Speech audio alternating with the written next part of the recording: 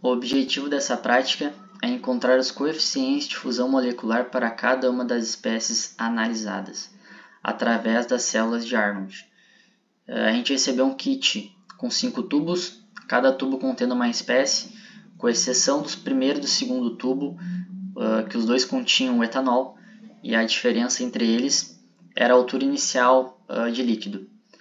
No terceiro tubo a gente tinha o isopropanol, no quarto tubo a gente tinha o acetato de etila e no quinto tubo a gente tinha a água.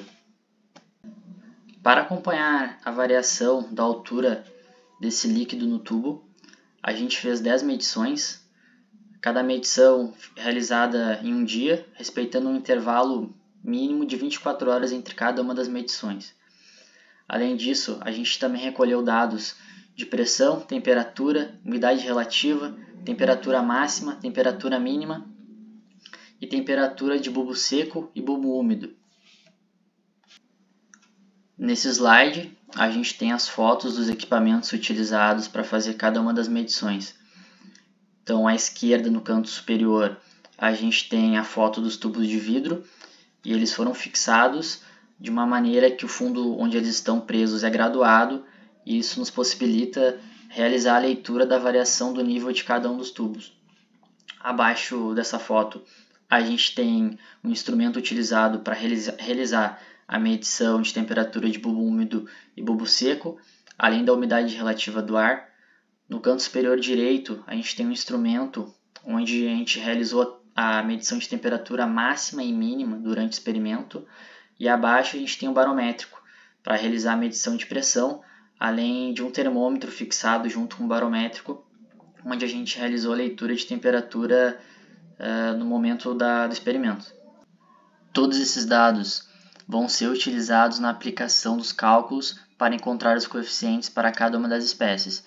Eles foram anotados à mão no primeiro momento e posteriormente foram digitalizados e serão entregues junto com esse vídeo. Bom, pessoal, dando continuidade ao que meu colega Rodrigo comentou anteriormente, eu estou aqui agora para mostrar para vocês os nossos dados coletados ao longo desse período de 10 dias, né? E também mostrar o comportamento do gráfico plotado com esses resultados, né? Então aqui vocês podem perceber que a gente tem os 5 tubos, né? Cada um deles contendo substâncias diferentes ou iguais, que é o caso do etanol. Então no tubo 1 eu tenho etanol, e no 2 também tenho etanol, no tubo 3 eu tenho isopropanol, e no tubo 4 e 5 tem o acetato de etila e água. Aqui estão os níveis, né, coletados ao longo desses 10 dias. A gente tem as temperaturas, as pressões, e embaixo a gente tem a nossa tabela com as médias e os desvios padrões de umidade, pressão e temperatura. Dando continuidade aqui, tem a planilha das relações com as alturas medidas, né, nos nossos tubos. Então o Z2 aqui é a altura inicial, né, onde o líquido partiu, digamos assim. E aí em Z1 a gente tem ao longo dos dias a variação, né, que vai reduzindo. E o nosso H aqui é a quantidade de variação em metros, né, que a gente obteve entre uma medida e outra. Passando aqui agora, a gente tem a curva, né, o gráfico do etanol. A gente consegue observar que ele teve um comportamento razoável, teve alguns desvios. E aqui do lado está a equação da reta, né? Conforme a construção ainda foi feita. Partindo agora para o segundo tubo, né? Também temos etanol. A gente consegue observar também que o comportamento foi razoável, só que já é interessante comentar que ele divergiu um pouco do primeiro tubo, né? E é interessante comentar isso porque é a mesma substância, né? Então é interessante fazer de cara já essa comparação, que vai ser comentada novamente mais em breve, mais à frente, né? Mas já temos essa constatação de que o resultado foi um pouco diferente dos dois tubos. Dando continuidade, a gente também tem a curva do isopropanol, né? A reta do isopropanol, que também se apresentou satisfatória, assim, a níveis de modelo, né? De comparação com o modelo que a gente está utilizando. A gente tem o acetato de etila, que foi de todas as substâncias a que mais se adequou a esse modelo que a gente está utilizando, tendo os desvios muito pequenos, né, erros muito pequenos. E por último a água, né, que foi de todas as substâncias a que a gente pode observar que menos correspondeu, né, com esse modelo utilizado, menos se adaptou a esse modelo utilizado. variando muito as medidas.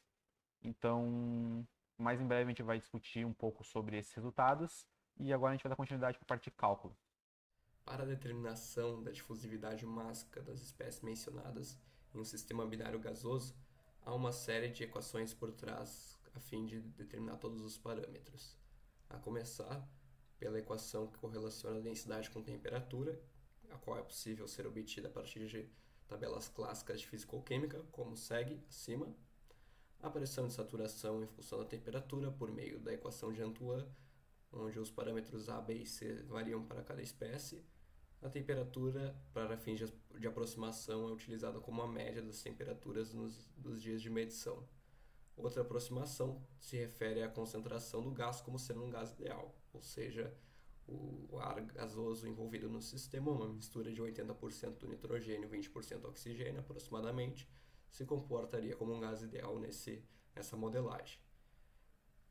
Plotando todos os valores encontrados nas medições, é possível então fazer uma correspondência entre eixo y, eixo x pelo método regressão linear, a fim de sistematizar, realizado no software Google Planilhas. Por meio, então, é possível obter a inclinação, e embutida nessa inclinação de cada gráfico, 5 gráficos para as espécies correspondentes, está a difusividade mássica, que é o objetivo principal do experimento. Além disso, por meio de uma correlação simples, empírica, é possível converter a difusividade mássica da temperatura do experimento para as condições padrão ambiente, ou seja, 1 atm e 298,15 Kelvin. Além disso, a fim de comparar com modelos preditivos os resultados encontrados com modelos preditivos de uma difusão, é utilizada a equação de Filler, Shetler e Guinness, que, embora seja aplicada a espécies não polares, e as espécies do experimento são polares com polaridade elevada, inclusive, é possível traçar inferências sobre por que o desvio é mais alto para um, por que é mais baixo em outro, e a partir disso a gente fazer as correções necessárias e propor melhorias aos modelos estudados. Assim como as etapas anteriores, a temperatura aqui é utilizada como a média, a massa molar, uma delas é a temperatura do ar, ou seja, uma média daquelas espécies que estão no sistema atmosférico. Massa molar do B, referida, corresponde às espécies do experimento. Por fim, a pressão segue a lógica das médias, enquanto os volumes críticos de A e de B estão em tabelas que seguem valores empíricos. Bom, partindo agora para a parte de discussão de resultados, ao final do experimento e da efetuação dos devidos cálculos, como citado pelo colega Renan anteriormente, foi possível analisar cada uma das cinco substâncias nos 5 tubos, e com isso a gente pode afirmar então que o etanol e o ispropanol tiveram desvios moderados quanto ao nosso modelo.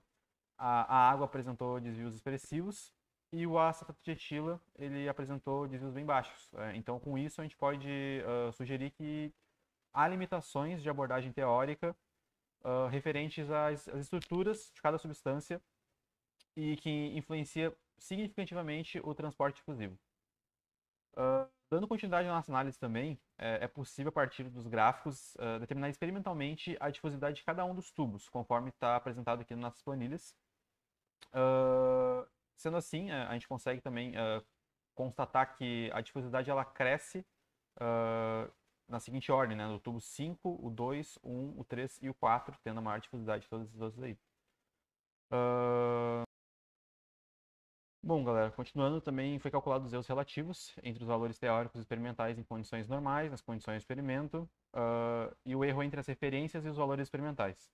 A gente pode notar que os erros para o tubo 4, contendo acetato de etila, são bem pequenos, enquanto os erros para o tubo 5, contendo a água, são bem maiores, extrapolando até 250%, sugerindo então que a água não se adequa bem a esse modelo. Portanto, a gente tendo observado que não houve grandes variações de temperatura e pressão ao longo do tempo, é possível sim afirmar que, em geral, se provou válido a hipótese de difusão em meio estagnado para essas condições de experimento, né?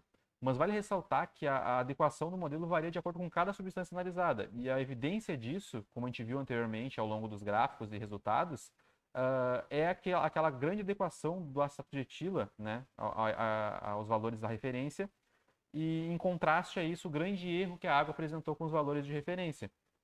Então, só aqui, para vocês compreenderem bem a tabela, a gente tem aqui o erro 1, que é a diferença entre o teórico e o experimental a 298 kelvins, né, em 1 atm. O erro 2, que é a diferença entre o teórico, calculado pelaquela equação e apresentado pelo nosso colega Renan, né, e o experimental a 298 kelvins em 1 atm. E o erro 3, que é a diferença entre teórico, calculado pela equação, e experimental. E esse foi o nosso trabalho, pessoal. Aqui são as referências utilizadas. A gente utilizou o NIST, o Cremasco, o Intropera e uma tese também de doutorado. E, enfim, espero que vocês tenham gostado do nosso trabalho. E até a próxima.